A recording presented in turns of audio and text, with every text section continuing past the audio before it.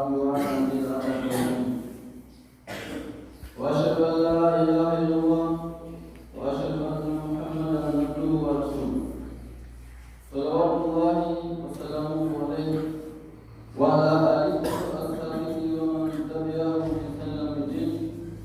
قال الله تعالى في كتابه العزيز: يا أيها الناس اتقوا الله حق تقاته ولا تموتن إلا وأنتم مسلمون.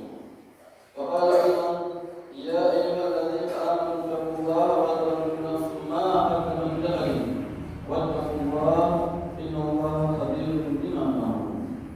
عباد الله، أوصيكم بأولا بتقوى الله وطاعته. Nakusieni kwa mara ya kwanza kama vile ambavyo nawasalimi pia kuhusia nafsi yangu juu ya swala zima la kumcha Allah subhanahu wa ta'ala. Wa hadha wasiyatullah lil awwalin wal akhirin, na huu ndio wasia wa Allah kwa wale wote waliopita na wale wote watakaokuja mwisho. Na kupitia hili amesema Allah subhanahu wa ta'ala: walaqad wasayna alladhina utul kitaba min qablikum wa iyyakum an taqullah.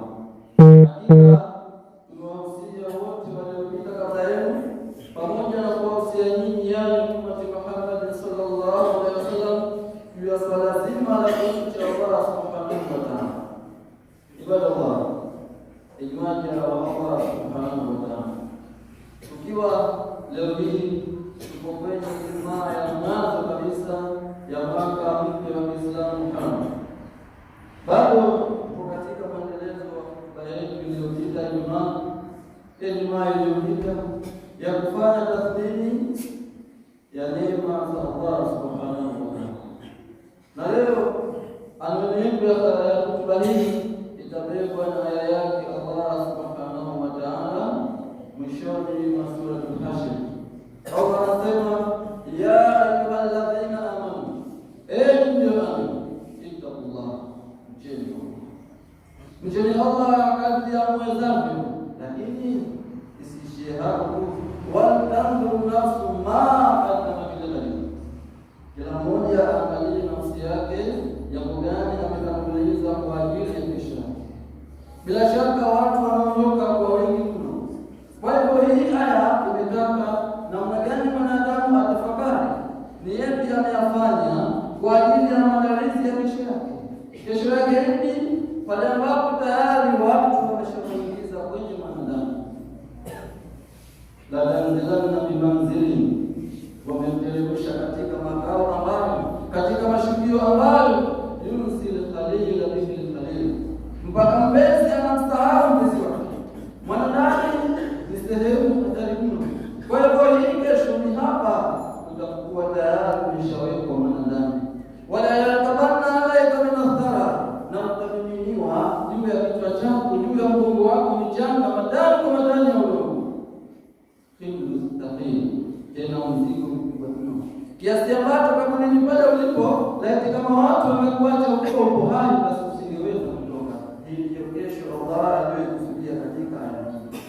Kwa hivyo baada ya watu kuondoka wakenda zao, unasikia nyayo zao, Allah anakuja sasa mbele yako, anakuita hapi mja wangu wewe, rajau watarakuka, wale watu zao waliokuwa wakikupenda sana duniani, waliokuwa hawafanyi jambo kama wewe unapata, hawakubali kupata jambo zuri kama wewe unapata, wote hakuna hata mmoja aliyebakia hapa, walikuacha peke yako. Lakini walikuacha kusema salama kwa viturabi la fanuka, katika mchana matano kwa matano wamekuacha, wamekufukia. Kwa hivyo hii kesho mbaya sana kwetu, kesho ambayo Allah anataka tuiandae. Ametuuliza sisi tumejiandaa vipi na kesho hii? Wala mnakumaga mara, hata kama hao watu wote wangesema wabakie hapa na wewe peke yako, wakaenda wema wakutizama tu mpaka kulini ulipo, basi wasingekufaisha kitu, kwa sababu ya mpango kutokea kwako haikubadilika. Wala mnakumaga ila ana, leo hapa hakuna aliyebakia na wewe kwa ni mimi Allah, wa ana al-hayyu la yamut, na mimi ni yule ambaye siku kila siku niko hai. Na mimi umeishi miaka 50, umeatumia katika mambo gani hapa Mungu? Umeishi miaka 60, umeatumia katika mambo gani? Ukiwa wewe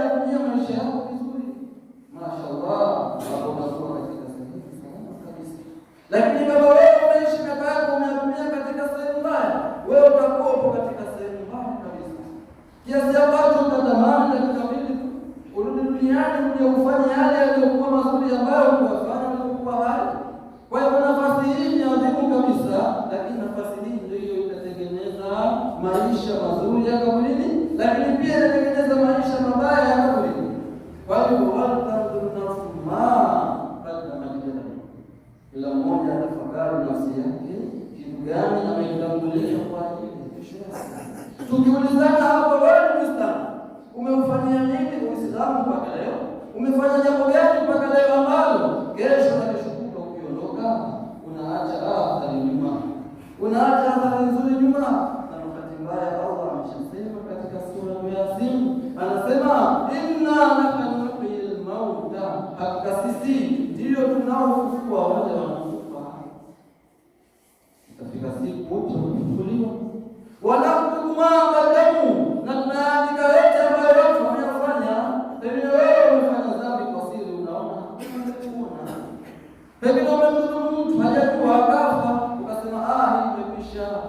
Wanaktubu ma qaddamu, yote uliyokwisha kuyafanya tayari yameshaandikwa. Uliyofanya leo asubuhi, utakayofanya kesho na kesho kutwa, hata kama unaona wewe ni kwa siri, hakuna anayekuona. Maana kuna watu wanafanya madhambi mengi kwa siri, wanajua hakuna ananiona, kwa hiyo hana wasiwasi kwa sababu tu watu mmoja muona. Wanaktubu ma qaddamu, yote yameshaandikwa. Kwa hiyo kila mmoja atafakari nini na katika hali yofanya kama sasa sawa, je, lini amepanga kuridhia kwa Allah subhanahu wa ta'ala, ili hii kesho iliyotaja katika hii aya iwe ni kesho nzuri kwake na mimi.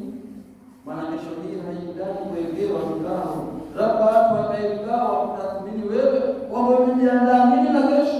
Haya ni mambo ya kukaa mwenyewe na tathmini, kama vile ambavyo unafanya tathmini ya biashara yako, basi hata kesho yako ifanyie tathmini. Kwa hiyo inna nahnu nuhyil mauta wa naktubu ma qaddamu, lakini wa atharahum, na yale yote ambayo watu watayaacha nyuma baada ya kufa. Umeacha nini? Watu ulioacha duniani umewaacha vipi? Nyumbani kwako umeacha nini? Kwenye jamii yako umeacha nini? Kwa wewe na mimi ndio hawa wahanga wa kuondoka kupitia vifo hivi vya ghafla. Tumejiuliza kwa sasa, ukiamka ghafla, unajiandaa gani ambacho kitakusaidia wewe mwenyewe kaburini na kupenda? Hapo unakuwa katika wale ambao kaburini walipo wanatamani waje duniani tena, watumie ile nafasi ambayo walipewa kwa miaka mingi. Angalia, umeishi miaka 50 sasa hivi tayari umeshapita hapo. Kama umepangiwa kuishi miaka 51, maana wewe tayari unaishi mwaka mmoja. Pengine mimi kijana bado, lakini sifiki huko. Nimejiandaa nini kwa kuishi? Au mtu anafanya tathmini kwa biashara na mambo mengine, anashindwa kufanya tathmini ya namna gani atatengeneza kesho yake. Kwa hivyo inna nahnu nuhyil mauta wa naktubu ma qaddamu wa atharahum. Sasa tuulize, wewe ni Muislamu, ma huwa al-atharu alladhi taraktahu ala al-islam? Umeacha athari gani? Utaacha jambo gani ukifa? Kwa maana hivi watu wakumbuke nalo, ikiwa yale yaliyotaja Mtume katika hadithi kwamba akifa mwanadamu inqata amaluhu illa min thalath, jambo la kwanza likiwa ni elimu yenye manufaa, elimu nafi. Je, nani umempa elimu yenye manufaa kiasi ambacho ukiondoka duniani unamwacha nayo? Na elimu si lazima labda usimame katika mimbar ama labda wasomeshe kitabu, hata familia wape elimu. Unaishi vipi na watoto wako? Kesho na kesho kutwa ukifa, hawa watoto wako watakuwa na misingi gani ya dini ya Kiislamu? Kwa hiyo mambo ya dhambi taraktahu ala al-islam, utaacha athari gani? Utakumbuka au ni wewe ambaye unashukuru? Alhamdulillah, tunashukuru kuondoka kwa sababu ya mambo mengi yaliyokuwa yanafanya. Leo kuna watu katika kaburi yao walikuwa hayajulikani na mtu, kwa sababu walikuwa ni watu wanaoishi vibaya na watu walikuwa watu hawaishi salama na wao. Je, wewe na mimi sio katika hawa? Na Mtume anasema al-muslimu, Muislamu wa kweli, man salima al-muslimuna, ni yule ambaye Waislamu wenzake wanakuwa salama na yeye, bilisani wa yadihi, kwa ulimi wake na mikono yake. Je, wewe wangapi leo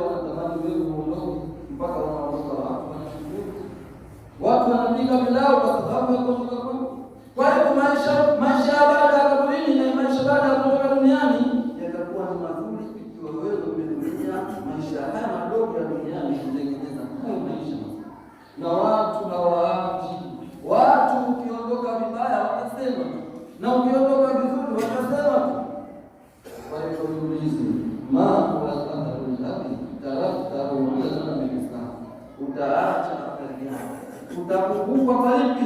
Mtume sallallahu alaihi wasallam anasema katika hadithi iliyosimuliwa na Abu Hurairah radhiyallahu anhu, anasema man daa ila al-huda, yule ambaye atalingania katika uongofu.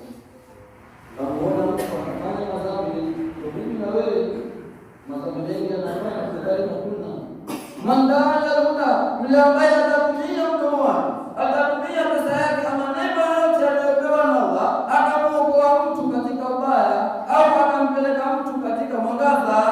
Man daa ila al-huda, yule ambaye atamuongoza mtu katika heri, kana lahu min al-ajri mithlu man tabi'ahu, atapata ujira mfano wa ujira wa yule aliyemfuata. Mathalan, mtu kuswali, wewe ndio kwa sababu ya mtu kuswali, thawabu zake zote anazozipata mtu katika kuswali, wewe utakuwa unalipwa hata kama umeondoka duniani. Hiyo ndio athari ambayo Allah anataka katika aya hii. Kuangalieni, tunayo wala nafsu ma qaddamat li, umeongoza watu wangapi katika heri? Wangapi wametoka katika nafsi kwa sababu yako? Wangapi wamekuja kuswali kwa sababu yako? Ama unawatazama, unakuja kuswali, unaacha watoto wako wanatembea, wamefikia habari huna.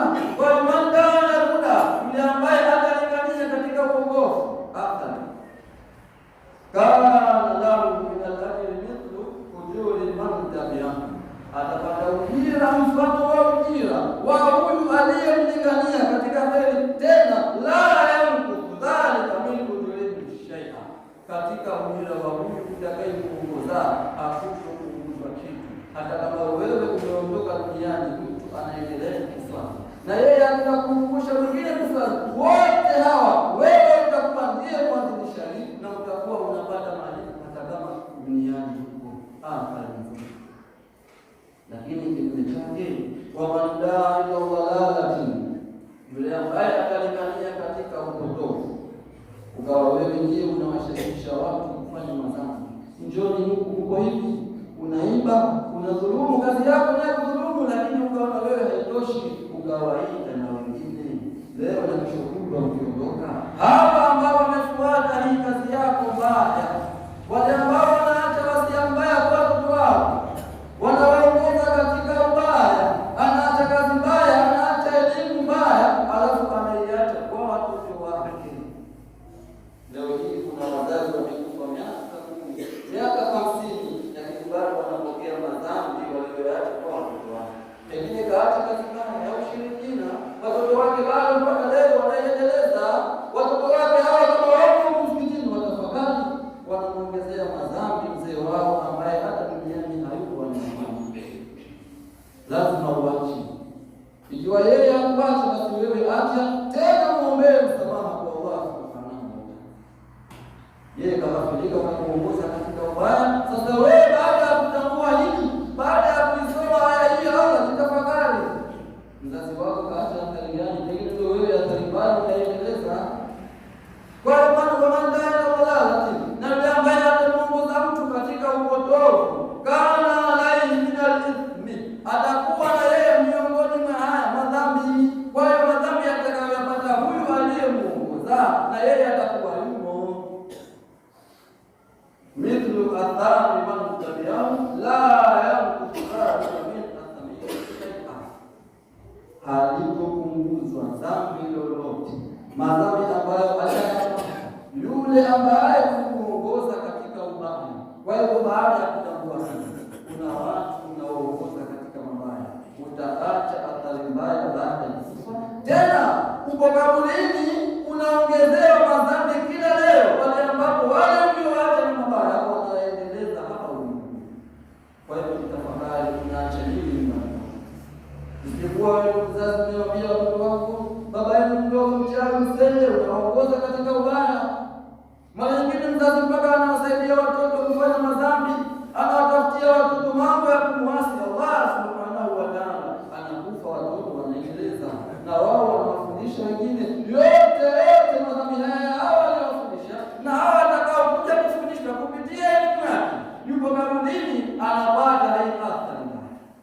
Ndio ile wanamtu ma qadamu wa athara, hapana, mtu anayeacha bado atakuwa yeye analipwa dabari tu, hali ya kwamba yeye hayuko ulimwenguni anafanya haya sana, kama ambavyo yule aliyeongoza watu katika kheri, watu wanafanya kheri alizoziacha, anapata thawabu, yeye hayuko duniani. Kwa hivyo yote haya ni katika athari. Aya hii haijabagua athari mbaya wala nzuri, zote ni athari. Kwa hivyo wadhannu nafsu ma qaddamat lighad, kila mmoja tafakari kitu gani amekitanguliza kwa ajili ya kesho yake. Maana haya maneno watu yanawaingia katika akili zao, lakini bahati mbaya kila mmoja akitoka hapa anasahau. Kama alikuwa na mabaya anaendeleza, tayari ile athari nzuri aliyoambiwa katika haya amesahau. Na hivyo ndivyo tulivyoumbwa wanadamu. Kwa hivyo hili tusiliache hapa kwa kusema tuna wajibu wa kukaa na kutafakari. Tena muda tafakari. Mimi ni Muislamu, nakufa leo kesho. Pengine mimi ni tafakari, yeye ni tafakari kule na kuweka kule mbele ya Allah. Kuna kitu gani kimejiandaa kwa ajili ya pale? Wadhannu nafsu ma qaddamat lighad. Lakini Mtume sallallahu alaihi wasallam pia anasema man sanna fil islami sunnatan hasana, yule ambaye ataanzisha katika Uislamu sunna nzuri, jambo zuri, akalianzisha yeye mwenyewe, akawa ni chanzo cha kuwepo kwa jambo zuri.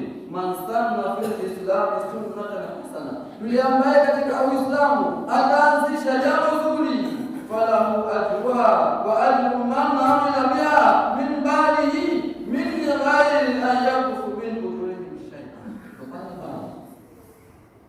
Atapata malipo ya kuianzisha, lakini pia atapata malipo wa yale watakayoendeleza jambo hili.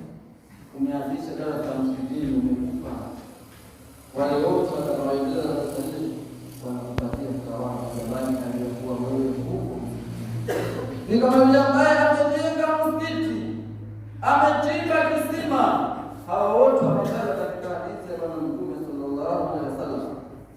Amechimba kisima, amejenga nyumba kwa ajili ya wasafiri, lakini pia amerithisha mstaafu au amerithisha elimu au ameandaa mtoto mwema au kachimba kisima ama mto maji yanapita au kapanda mti au kajenga msikiti, alafu haya yote yeye kafa, bado yanaendelea. Leo sisi tusijenge msikiti, lakini je, michango ya msikiti tunatoa? Mtu anatoa pesa zake nyingi kwa ajili ya mambo ya kumwasi, lakini kwa sababu ya jambo la heri hawezi kuwa tayari, amesahau kama hii na kila yake kwa Allah, ataacha athari. Msikiti unatumika, masulia yanakanyagwa, watu wanaswalia, wanasujudu, yeye kafa, bado anapata thawabu zake. Haya sisi